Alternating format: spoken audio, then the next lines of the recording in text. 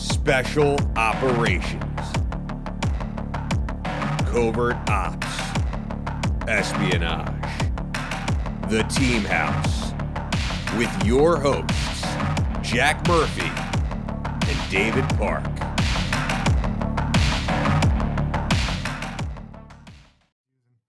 So let's jump then over to Iraq and Ramadi. I think we were talking a little bit about this mission before we started the episode, before we started streaming here tonight. I think it's really interesting some of the details and how you accomplished what the job you were assigned to do out there. Can you kind of walk us through that? Yeah, absolutely. So that was when I got there. It was probably November of 2006, and so my a good friend of mine was taking lead on that requirement. He had been hand selected to lead certain aspects of it, and so that target set had been in the works for about a year prior. So from about 2005, it was essentially one of the number one target sets that, the top 10 that we were looking for. And I mean, the greater, enterprise was looking for in Iraq. And so they had gotten closer. They were narrowing down. I mean, this was going after, a very elusive, one-off from, senior Al-Qaeda. You're trying to get to them by their communications, their facilitators, key folks. And so this person happened to have an extreme amount of level of tradecraft training, and just what they were doing was very, very key. It had a lot of the agencies allude to how they were essentially communicating, and then the way that they were doing things. It just, again, we can throw everything at it. We just couldn't figure out, to the simple terms, where the hell this person was and who they were, right? And so by the time I got there, I had been hand chosen. I was operating somewhere else, came back. I think my kid was like a year old. And then I'm back out the door. I go to replace, and then now I'm taking on this other capability. And so we end up working for the task force commander as a unique capability for him, right? He's got his elements of at that point was the SEALs. That team is there. They're doing their work. And it was a joint effort. And so essentially my task was to lead some efforts leveraging IC capabilities and intelligence community capabilities, and just kind of pulling together how to get to this entity. And so we had done several, operating into Ramadi, as you guys know, in November of 2006 was extremely dangerous. I think there was a huge a flurry of activity going on in the summer of 2006. I think there's like movies and books written about it. But by the time I got there, I knew that it was a hostile environment. And so I had ran a couple of operations going in essentially from the task force in and out of Ramadi, looking for, my whole mission was just find this individual and then give the task force commander and the overarching, special operations commander on the ground options, right? That's essentially what we do is provide those options.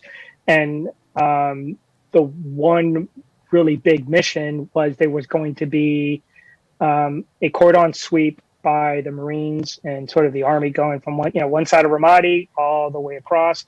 And we provided to the task force commander, we're like, hey, we believe this entity, which has a very unique high level of tradecraft, like this enemy is employing high levels of tradecraft, and you're just not going to, send Rangers in there and find them. It's just not going to work that way. Eric, if I can interrupt for a moment, I mean, tradecraft implies training, professional intelligence service training. Was there any indication or any idea of where the bad guys picked this up from? There is, and I'm probably going to refrain a little bit, but it's definitely at the state sponsored level. Holy shit! Like, okay. It was good. It was good, and it was stuff that, I'll preface it, I ended up having to go into the interrogation room with the Gators at that point, because of the dynamics and the relationship. Ultimately, I'll get to this point. But when they started to peel the onion, it was just like, oh crap. Okay, this is at another layer, which made sense. But when you're starting to see technical, and it's kind of shit you see in movies, right? Like, this person wasn't who they were. Yeah. So we're up. It's kind of like you're up against a state-sponsored terrorist organization. You're state-sponsored. This is state-sponsored running around in the open, in Ramadi amongst the other crap that's going on, right? So you've got the regular task force going across, and that includes the Brits and everybody else going against high-level targets, and you've got the Marines or the regular SEAL, everybody else. But then you have this other little spots that were state-sponsored. There's always another layer of stuff going on all the time. Mm-hmm. It's just, if that's your responsibility, you're aware that in the other building, there's something at the strategic level where you're looking at it at the tactical level. Right. And again, this has been on the other side of that onion and that other little spot. You were the adversary that pops onto that battle space to find that one guy. Yeah, it's like we talked about this earlier. The harder part is navigating the political piece. Right. Like, it's somebody else's space. Right. So people think it's like, oh, the Marines just went in there, or the SEALs went in there, and they tore down this door and got the bad guy. Before that even happened, there are layers of, for good reason sometimes, that house, that building can't be taken down. Right. Because there are other things at play. Right. So that ability to also understand, hey, wait a minute, what is actually also going on here, a block away, 2 blocks away, right? So we got the approvals. I presented the option to be embedded. There was a codon sweep that was going to happen.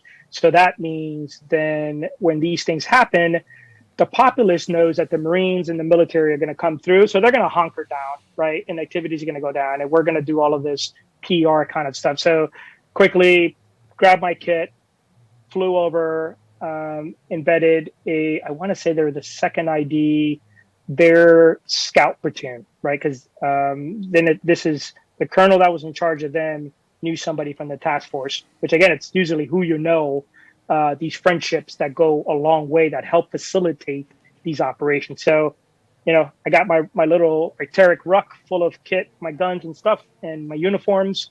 And actually on that one, that's the one that I took 2 uniforms. I took an Army uniform and a Marine uniform, understanding what, possible courses of actions, what some, lines of operations could be. So I flew over there. At that point, only the colonel knew, and then he brought on the senior staff sergeant that was in charge of the scout team. So essentially, I became one of their team members. So we went in the darkness, just like the scout team would do, providing overwatch for the greater Cordon Bleu, which gave me then the opportunity to sneak and peek in and out of the houses as they were going in Ramadi. So we weren't the official working party of the cordon sweep. We were more of the overwatch, but that gave me more of the ability to look for what I was looking. So all they knew is, Eric, that your hippie is going to be tag teaming with them, right? And so the neat, odd conversation there was, hey, do you want to be with us when we go and do if we find your guy or direct action? I'm like, no, dude, that's your job. Yeah. but, and I'm like, no, dude, like, you do your job. I got my job. If shit goes bad, I'll step in, but this is your primary job because I've got 2 or 3 other things that if something happens, I got to be able to do. So anyway, we went in the cover of darkness, in and out of these houses, till we found one of the houses where then there was indicators that clued me in that was a spot. My overall mission was, obviously this person, we've been looking for them for about a year, was leave that person in place. Right? This is the greater, that's how that operates. Okay? Right. You've found them, you've confirmed it visually, right? And the whole goal was not let that person realize that he had actually been targeted, that we were looking for him. So success in that mission was leaving this HVT, this high-level guy, believe that he had skirted us. While at the same time, there were covert stuff that was done, right? To activity, to certain things that were done, confirmation, leaving them in there, and then we moved on. However, because we were there, the Marines were around, the Rangers were around, we hit a nerve, right? You hit a nerve not only for him, maybe the cell that was around him didn't even really know who he was. Right. But they were, they were just other simple terms, other bad dudes. They reacted to us. And as I was coming out, I was literally about to put my Peltors on because I was sending a note back, a quick note to confirm, kind of like a jackpot, if you would. And as soon as I come out of those metal gates, we get hit by an RPG. And it was a real shock because you weren't expecting it. We weren't hearing gunfire. Again, like I said, you hit that kind of nerve. And as we were coming out of that one house, that RPG hit, at the other side of the block, which is, I don't know, meters. And I went from putting on my, checking back on the team, being the first guy that gets out, and then just being slammed by the concussion onto that blue gate. And then the next 5 hours was just a gunfight, or just movement back and forth, should I say. So and this is sort of behind the main advance or within that main advance. Yeah. We were just one little small piece, again, hidden within that greater cordon sweep that was going on. And, interesting then, by the time we secured, I think it was like 2 hours into it, not even that long, we had secured a rooftop. And then I had helped the JTAC with supporting fire, calling in CAS, some other activities at the same time. He had the radio, so I reported back to the task force. I'm like, hey, we found the guy. What do you want me to do? And I love the commander at the time. He posed like, hey, dude, you think you want to bring him back? I'm like, okay, sir. Like we can. This is what just happened. And the task force, the JOC had seen the explosion, so we had all eyes, right? On my little team had all eyes to protect this movement, and so. That was, at that point, he said, hey, just leave him there. And to some of the mental health kind of stuff that we talked about, I just remember finalizing that comms with the commander because that was my priority, right. Not the gunfight, because all of that kicked in instinctively, if you would, but it was providing that message, getting that commander to say, all right, man, I'll see you when you get back. Go back, do all your hot wash, and then just only remembering waking up at the JOC at my little cot where the task force is at, what felt like 2 days later, because I did not remember. And again, I would only come to find this out, 20 years, or not even that, 15 years later when I retire. When, when you're working in somebody's battle space like that, I'm sure you have sort of a cover for action for the troops that you're around, but are the battle space commanders, are the battle space owners generally clued in to what your actual mission is, or does it even bypass them? You're gonna love. The answer. It depends. I think at the level where calculated risk. If somebody's gonna get hurt, you're gonna break something. You're gonna potentially do something. If you can do it underneath the radar, right? And obviously higher moral ground, not violate anything ethically, right? And not put, because my authorities may be different than the people that we're catching a ride or they're using us. At the reality where the individual guy, operator, whatever team, any other team who's doing a similar activity will assess, am I putting somebody into risk? Because, hey man, you don't look like them. We've taken a lot of measures to look just like them. In that particular operation, just really quick, like I went in wearing regular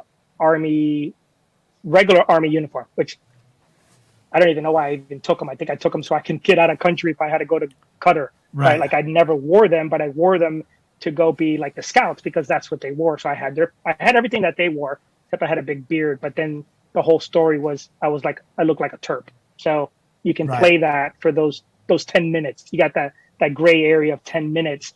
But you would tell the guy, hey man, you would trust somebody. Hey, here's what's going on within left and right limits. Because you don't want to put somebody to put their ass on the line, and in particular where you're reaching that scout team leader, and now what happens is they're like, oh my God, this task force guy. No, dude, like don't worry about me. Worry about your team because I'm going to be gone. Right. And I don't want, you got to keep that rotation. You got to keep on going.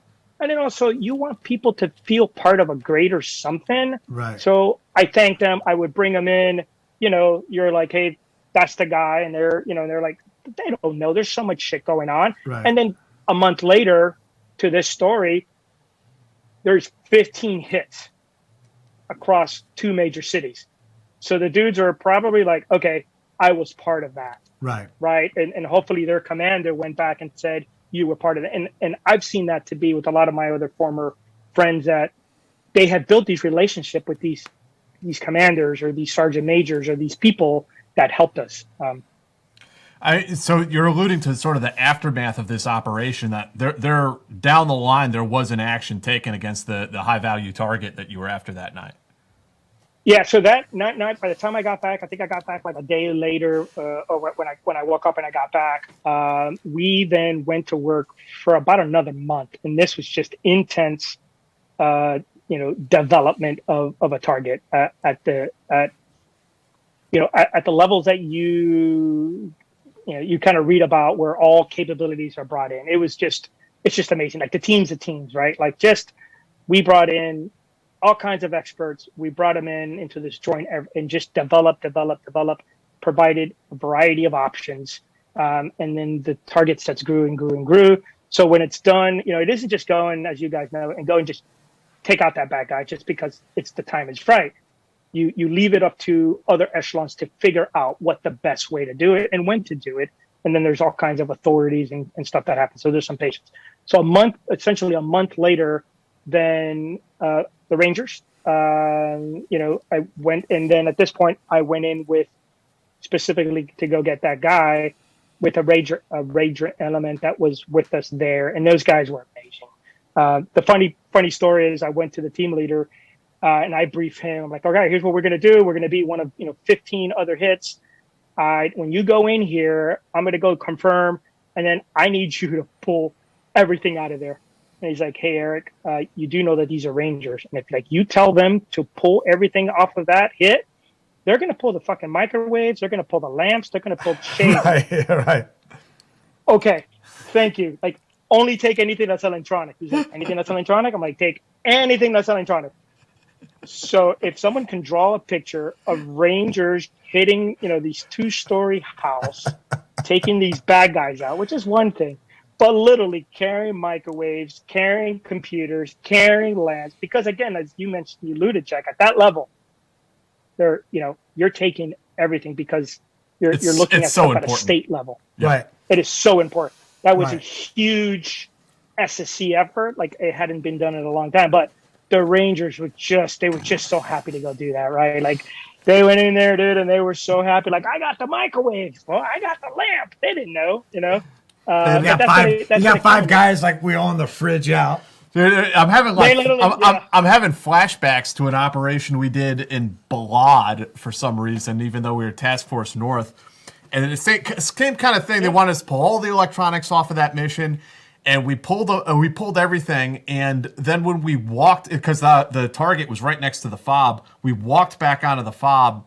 And then, but there weren't trucks to meet us and drive us to the airfield to get on the 160th birds. And the sun's coming up, and 160th doesn't fly during daylight. So the whole platoon of Rangers, and we're holding computer CPUs and shit like that, full tower computers, running full sprint, a mile down the road to the airfield so we can get on the birds and go back to our base. And really, I think the whole reason is just because we don't want to be stuck in Balad for a day. We want to go back to the chow hall and get some Red Bulls and whatever else. But yeah, that's really funny. It was a great mission. I mean, all of that stuff came back, and then I'm like, all right, mission complete, right? And this kind of goes to something we were talking about earlier. I'm like, they captured all of these people. Now it is the next level of folks that are working this mission set. They're going to start the interrogations. They're going to start gathering the intelligence, and they're going to do all of that. But I got to get home, right? It's not, my time is up, but that was my mission.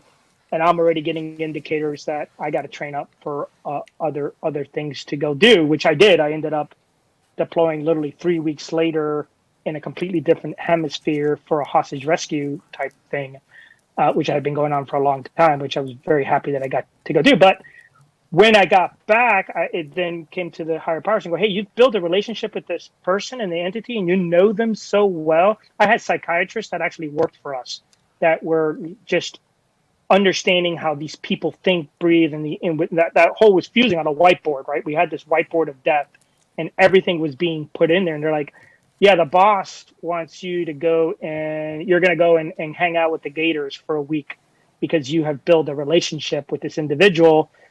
Because ultimately you guys have figured out, and that's really simply how you can get a little bit more cooperation. Oh, so you actually had that scene like in the movie The Battle of Algiers where they're sitting in the back of the car like, I feel like I know you because I've tracked you for so long.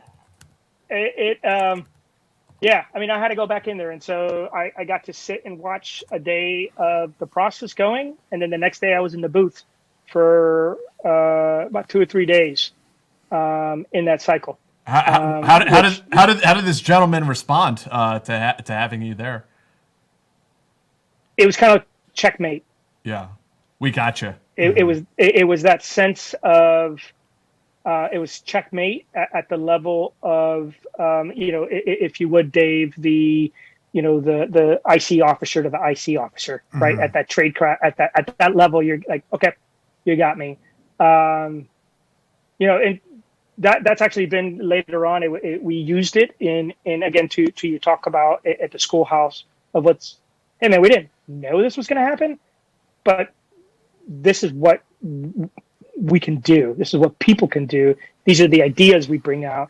And because you're trusted at this level, well, you're going to move forward with it. And again, I was packing to go home but then we went and we did it, and then it was successful. And it's not, and obviously I was a small fraction of it. There are just so many other professionals and mechanisms that helped us facilitate, but we're just those out of the box thinkers that say, how about this? And they're going, okay, well, if this dude thinks we can do it, then let's give it a try. And that's awesome. That's wild, man. And I mean, that's just an incredible and kind of rare story, I think, of espionage taking place inside a war zone. Yeah. Could you tell us a little bit? You alluded to being next sent on a completely different mission in a completely different AO to locate American hostages. I was wondering, what can you tell us about that? What was it like kind of bouncing from Ramadi?